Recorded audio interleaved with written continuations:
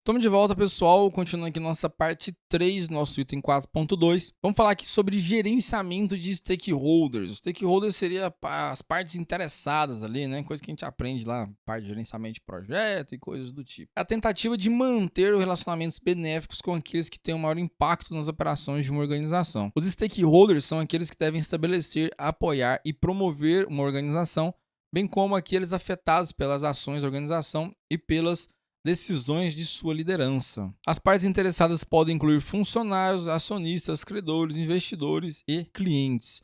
Se uma parte interessada não estiver satisfeita, ela pode retirar seu apoio ou trabalhar ativamente contra a organização. Se as partes interessadas forem mantidas satisfeitas, elas continuarão a apoiar e promover a organização, bem como incentivar outras pessoas a fazê-lo também. É aquela, né? É você dar moral para quem, né, te interessa ali, ó, quem tem poder financeiro no projeto normalmente, né? Quem tem maior interesse financeiro ali. Meio que uma politicagem, né?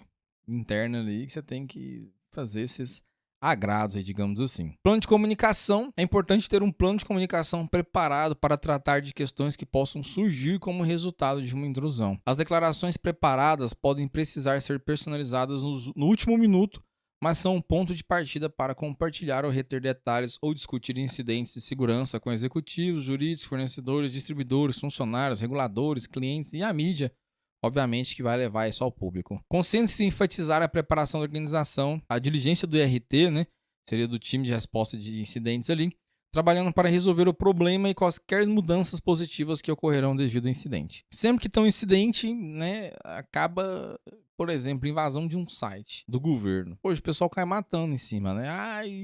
E às vezes o site era tipo assim, um portal de um evento que ia ter algo bem específico, bem segmentado. E a pessoa, invadiram o site do governo, que não sei o que e tal. Sendo que aquilo ali não vai afetar os sistemas. Então é onde seria essa parte de comunicação. De você vir ali, ter uma equipe preparada, né? E você soltar uma nota pública que seja, ou alguém fazer uma entrevista com a mídia.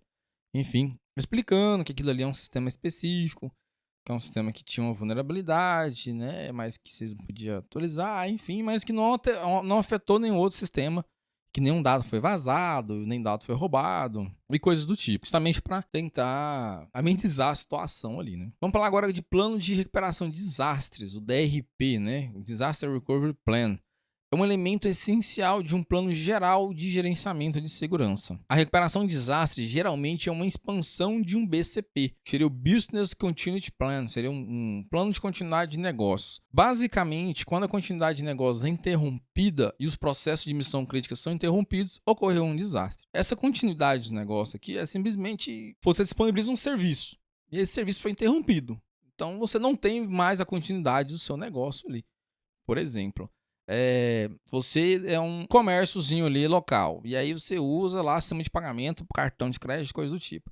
Caiu sua internet, assim, suas maquininhas não são com dados móveis. Você teve uma paralisação ali, né? Ocorreu um incidente, e aí você não tem mais a continuidade dos seus negócios, ou seja, teve uma interrupção. Um DRP, um Disaster Recovery Plan, é a coleção de procedimentos detalhados usados no caso de as funções de negócio serem interrompidas por um evento prejudicial significativo.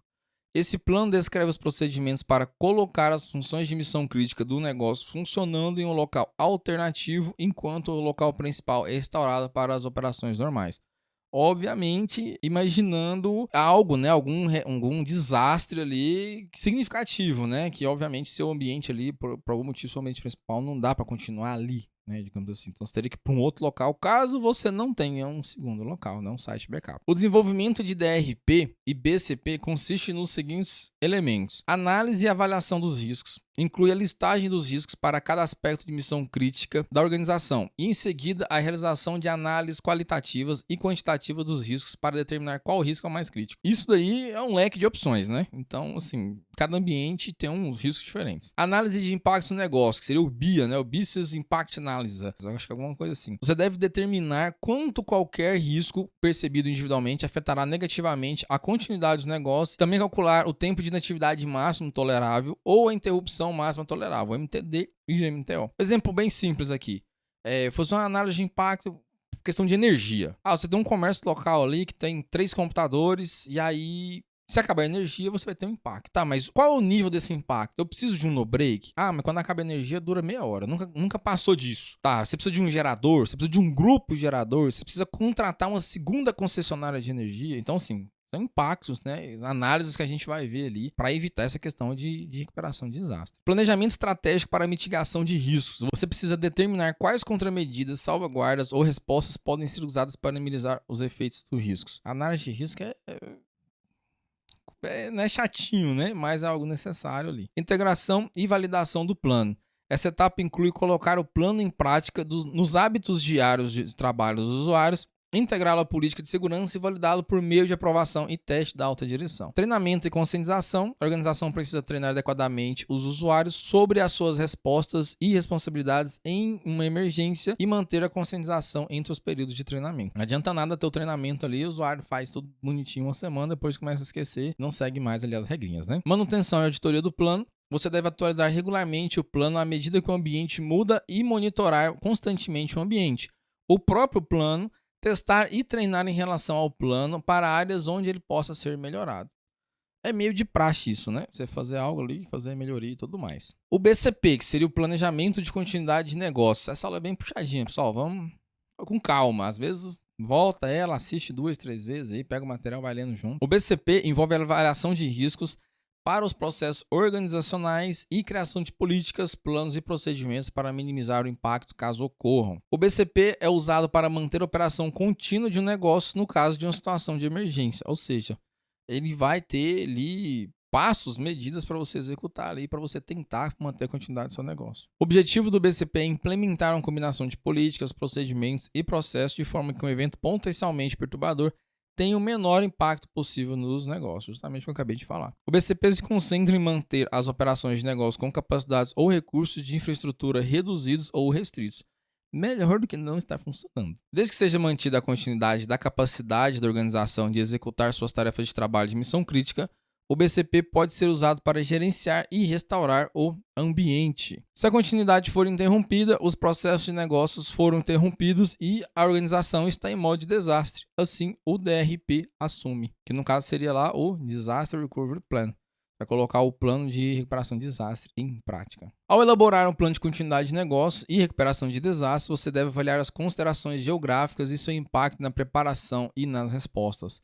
A seleção do local deve considerar a acessibilidade, como o número e o tamanho das estradas que levam à instalação, o acesso e a confiabilidade dos serviços públicos, a taxa de criminalidade local, os perigos locais, a probabilidade de desastres naturais, como inundações, incêndios, terremotos, furacões e tornados que afetam a área. Pode parecer coisa de outro mundo, né? Mas aqui não vale só para TI. Tanto a seleção do local de recuperação quanto o primeiro local, né? Tem que levar em consideração essas questões aí. Planejamento de continuidade de operações, Continuity of Operations Planning, o COOP, né? Ele inclui a criação de política de segurança, BCP, DRP e muitos outros aspectos de preparação para o pior. E o planejamento para evitar as consequências do tempo de inatividade e perda de dados sempre que possível. Um co-op pode ser os resultados combinados de BCP e DRP ou um plano separado funcionando como uma diretriz para outros esforços de recuperação específicos. O planejamento de contingência de TI é um plano focado na proteção e ou recuperação de infraestrutura de TI. Geralmente faz parte do BCP ou DRP, embora planos separados para TI possam ser elaborados. O ITCP se concentra em fornecer meios alternativos para fornecer serviços de TI no caso de um desastre. Esses planos podem incluir backups, bem como locais alternativos, secundários e de processamento de backup. E aí, dentro ainda de co-op, fala do parte de planejamento de sucessão. Essa parte de planejamento de continuidade de operações atinge algumas questões. No caso desse planejamento de sucessão, é quando você tira um chefe e coloca outro, por exemplo.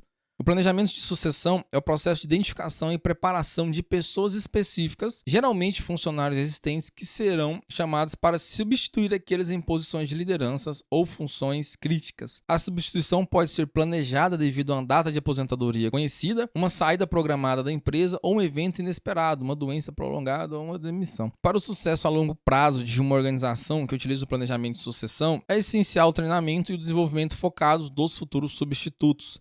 Em alguns casos, o planejamento de sucessão se concentra na substituição de pessoal por processos ou serviços, em vez de preencher uma posição com outro humano.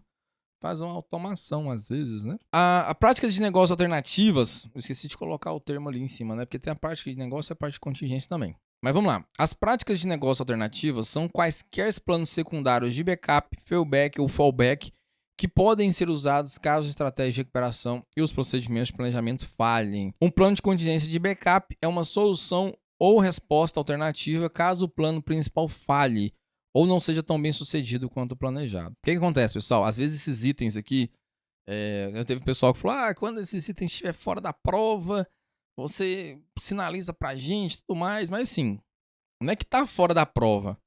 É porque alguns materiais colocam isso e outros não. Outros são altamente resumidos, falam o que é, né? Tipo assim, planejamento de continuidade de operações é que você vai fazer para sua operação continuar. Morreu aí. E outros materiais trazem isso aí. O oficial, ele é um meio termo e às vezes traz umas coisas até meio fora que nas questões a gente não vê. Né? Então, sim, por isso que às vezes é muita coisa, fala assim, poxa, mas o conteúdo tá puxado e tal. Mas muita coisa aqui é para ter um entendimento um pouco melhor do que é aquela ação específica. Plano de contingência de backout, não é backup, backout. É o plano para retornar ao site principal após mover para o local de processamento alternativo. Ou seja, você ativou lá o seu site backup e aí você rodou ele um tempo, aí você tem que voltar para o principal que você já fez o que tinha que ter feito ali, o tratamento de incidente, coisa do tipo. Como o local principal teria sido severamente danificado para exigir a mudança para o local secundário, o principal precisaria ser reparado significativamente para dar suporte às operações comerciais. O site primário reparado é tecnicamente um novo sistema e, portanto, precisa ser cuidadosamente testado quanto à resiliência antes de mover o processo de missão crítica. Como eu disse para vocês, plano de contingência de backout. Pode ser que às vezes algum material que você pegue não tenha isso daí. Mas é um plano, é uma questão de contingência que você vai voltar, é meio óbvio quando você ativa o site backup, você poder voltar para o primeiro, você tem que fazer os... mas tem um termo específico para ele aí, bonitinho. Então é só uma questão de conhecimento que faz parte aqui dentro desse planejamento de continuidade de operações. Time de resposta de incidentes. Muitas organizações agora têm uma equipe dedicada responsável por investigar quaisquer incidentes de segurança de computador que ocorram. Essas equipes são comumente conhecidas como IRT, né, que seria Equipe de Incidentes e Respostas, o CIRTS, que seria Equipe de Resposta de Incidentes de Computador, e o CSCIRTS, que seria o Computer Security Incident Response, né, que seria a parte de incidente de segurança. Quando ocorre um incidente, a equipe de resposta tem a responsabilidade primária de executar o IRP, que seria lá o planejamento de resposta a incidentes. Vamos falar um pouquinho aqui sobre política de retenção para a gente encerrar esse item. Uma política de retenção define quais dados devem ser mantidos e por quanto tempo. Ela define os parâmetros e operações de retenção de dados. Ela também pode precisar definir a finalidade dos dados retidos, os meios de segurança implementados para proteger os dados retidos e os funcionários da organização que estão autorizados a acessar ou manipular os dados retidos. Várias regulamentações do setor, bem como obrigações contratuais, podem exigir prazos mínimos de retenção para determinados tipos de dados. Isso daqui é bem claro, tá? Várias regulamentações do setor. Você pega, por exemplo, lá aquelas de saúde, parte financeira, cada um tem uns prazos mínimos lá. A parte de banco, por exemplo, né? Cada um tem um tempo mínimo ali de retenção desses dados, né? Uma política de retenção também pode indicar o período de tempo específico para excluir, destruir ou limpar os dados. Essa política de retenção aqui pode ser uma política dentro da política de segurança ou uma política à parte, enfim. Como eu disse para vocês, essa parte de excluir, destruir, ela tem que estar muito bem definida, muito bem amarrada, porque você excluir uns dados ali do seu sistema, sei lá, pode ser que um dia você precise disso aí e não tenha mais.